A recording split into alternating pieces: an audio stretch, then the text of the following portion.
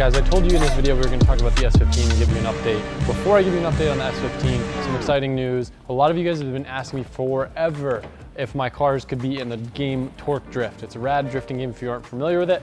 And finally, we were able to put something together and get both the S15, my S13, and my R32 all in the game. So I'll put a link in the description if you guys want to check that out. It's pretty exciting. My 15 is in the game with last year's livery, but as soon as we release the new livery, which is even more cool, it will also be available in the game. So that's pretty exciting. But look, you may notice we have some new body panels. Sam had actually made a whole video on the process behind getting my hands on all this new Yashio Factory stuff, but I'm very excited and proud to continue my relationship with Oka-chan and Yashio Factory and Samet, and they were able to send us not one, but 2 more complete kits for this season. So we should be set now with 8 rounds, and me driving more like a dickhead. There's a good chance we're gonna need them. So yeah, that's better. I'm super pumped. You might notice too, their kit usually ends here, but they specially make them for me because of the fact that I don't have any rear structure for my car left. So this is full custom right here. Some full custom Yashio Factory.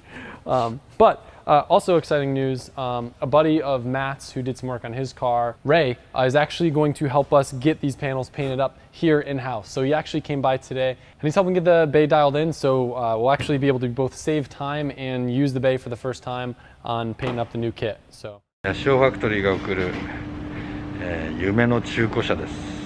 エアロが早速出来上がってきましたので、まずエアロのフィッティングを始めたいと思います。ですね、ヤシオファクトリーのガルフっていうエアロキットなんですけれども、フロントバンパー、リアバンパー、フロントフェンダー、リアフェンダーにサイドステップという構成なんですけれども、よくドリ車にありがちなですね、フロントバンパーはノーマルフェンダーに合わせた状態から、フェンダーだけを広げてるとかっていうそういうタイプのエアロではないので、フロントバンパー、リアバンパーともにですね、ヤシオファクトリーのフェンダーがついてないとつかないような設計になってます。今までヤシオファクトリーのリアフェンダーは、ウエストラインで切ってたんですけれども、今回からですね、こういう風にですね、ウエストラインからさらに伸びて、クォーターの柱までですね、クォーターの柱まで覆うタイプに形状を変更しました。これはなぜかっていうと、アメリカのフォーミュラ D で活躍している、世界の YouTuber アダム LZ の車をサポートしてるわけですけれども、フォーミュラ D USA の規則がですね、この後ろの部分がここですね、この辺から後ろの部分、フォーミュラ D の規則はないんです。要はクラッシャブルゾーンといって、クラッシュした時に後ろが鉄板がついてると抵抗でフロントまで跳ね返されてぶつかっちゃうという大事故につながらないようにということで、後ろをぶつかった時にでも難なく抵抗なく後ろが壊れてくれて、そのまま、クラッシュしないまま走っていけるっていう考えなんですね。これはね、アメリカの考えは素晴らしくてね、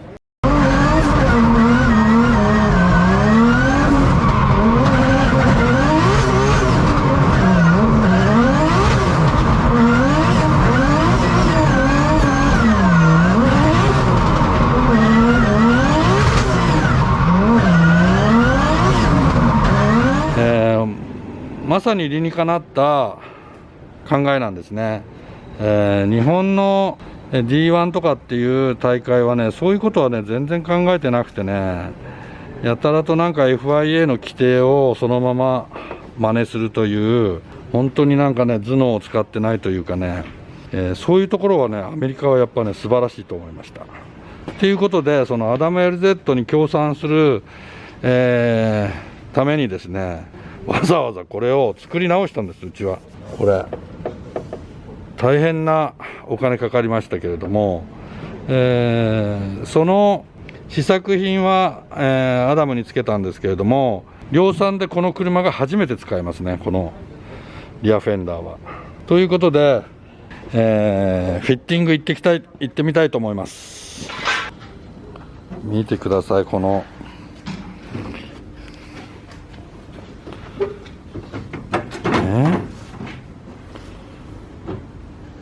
フェンダーのこのチリの合い方、俗に言うこの車は、世間一般でいう中古車にしてみれば仕上げ車っていう部類に入る車なんだと思うんだけれども、仕上げのね、使ってるパーツのクオリティがね、安物をつけて見栄えを良くするという手法ではありません。高級なものをつけて安く売るという、なんか中古車屋とはまるで逆の路線を行ってますね。ほらほら、ライトがすごい綺麗。もうね、車の綺麗さを測る上でですね、このヘッドランプが汚いっていうのは絶対どんなにね綺麗にしてもダメなんです。ヘッドランプとホイールが汚いと、いくらボディが綺麗でも綺麗に見えないんですよね。これもですね 20% ブラックのクリアで塗ったんですね。もちろんペーパーで当てて綺麗に磨いた後ですけれどもね。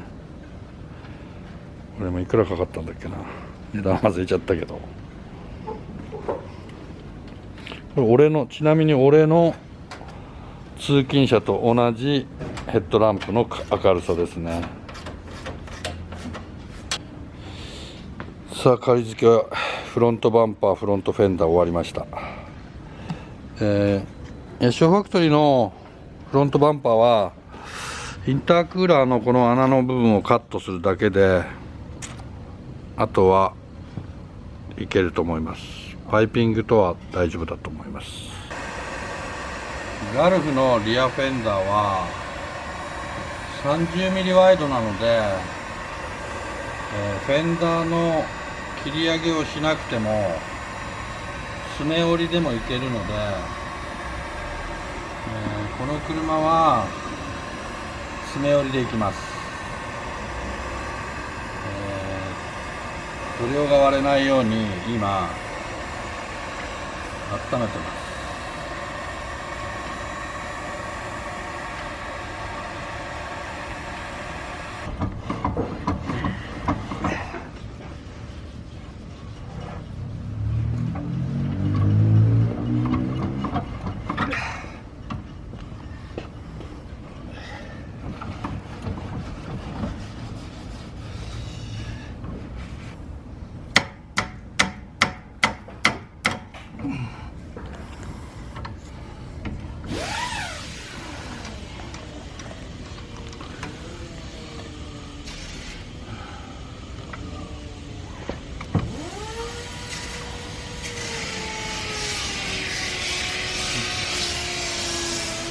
14。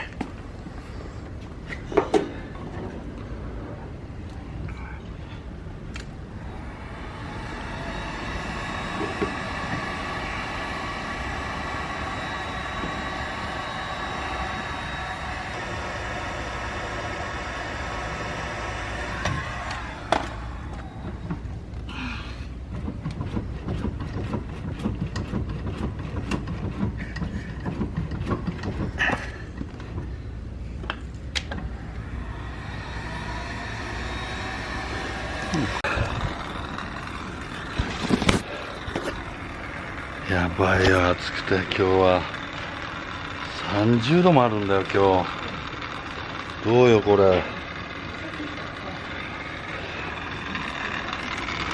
例に出たでしょ。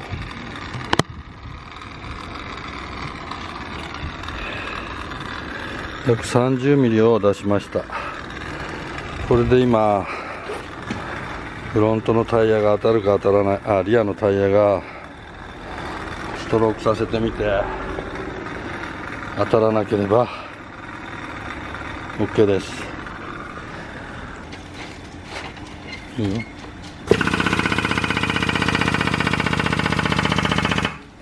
これね、相当ね、キャンバーがもうついてないついてない。大丈夫だ。逃げる逃げる。逃げてる逃げてる。もう一回もう一回もう一回上げて。大丈夫だ。OK。ストップ。もうちょい。もうちょい。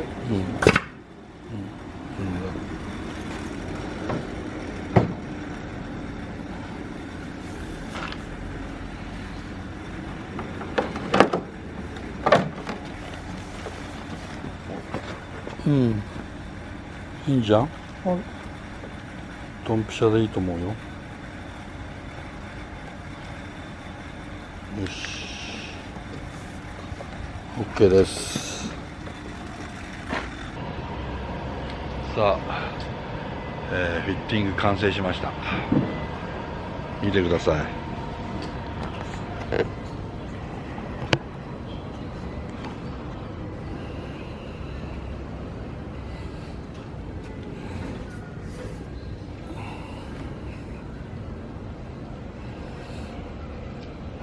きっちり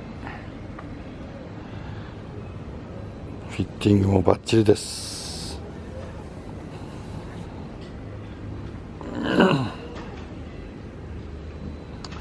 これから塗装に入ってちょっとね、今ノーマルのタイヤなのであれですけれども、フェンダーもきっちり出来上がってます。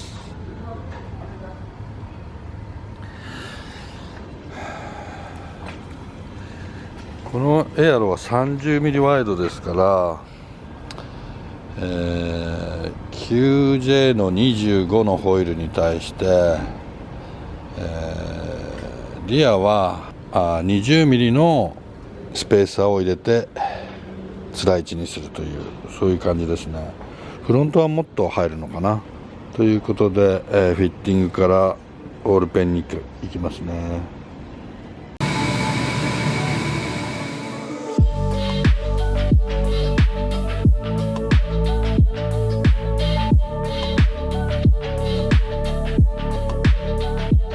Not only did I give Ray a pain in the job because of the fade, but he actually is having to try to match the fade without having the car in the booth. So, is that what you're studying right now? Yeah, I'm basically cheating off the work. Yeah, definitely makes it a little more challenging because not having the full cars, just kind of have to like try to match what's already there, which makes it a little bit hard to do. But it's coming out. So here's your first sneak peek. He's actually already done one entire kit, so the car is effectively done. Obviously doesn't have a livery yet or anything. And I know you said this is probably the worst of the work that you can do here since you're getting used to everything, but yeah, it's pretty damn good, man. Yeah, it's definitely gonna be a lot better for the next one for sure. I'm super happy with it. Just goes to show too the benefit of having the booth here because of the fact that guys have been able to work on the car while he's pulling off a panel, painting it, putting it on, going back and forth. But it's coming out amazing. I'm so excited. I love that we do paint for the fade rather than wrap. All the stickers and everything that we're gonna be putting on tonight are gonna make this thing look even better. So some of the panels were already painted too, and everything matches really well. The hood and the roof, thankfully, we were able to leave with the old fade job. And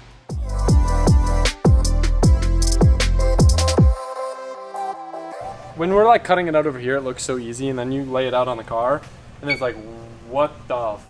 Where do I start? Dude, look how much detail on the flowers.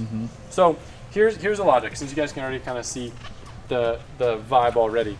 when I was talking with Michael about doing the wrap, I really like some of the work that he's done before on Baby Jason's car, which is like super floral. I didn't want my car to look, for lack of a better word, a little too feminine. So the idea was to do floral because it's kind of like simpler and like less just like busy and more just eye-catching simple designs. But I thought that thorns would kind of make it look a little more aggressive.